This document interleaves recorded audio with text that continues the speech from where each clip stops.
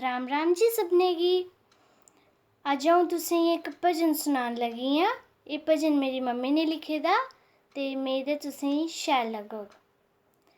ए मेरे भोले भंडारी हुण तुस गै बनो अवतारी, आइए इस धरती उप्पर करो इस करोना दी कारी। ए मेरे भोले भंडारी हुण तुस गै बनो अवतारी।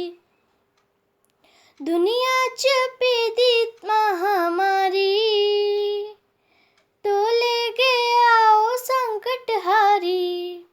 दुनिया च पेदी महामारी तोले गै आओ संकट हारी।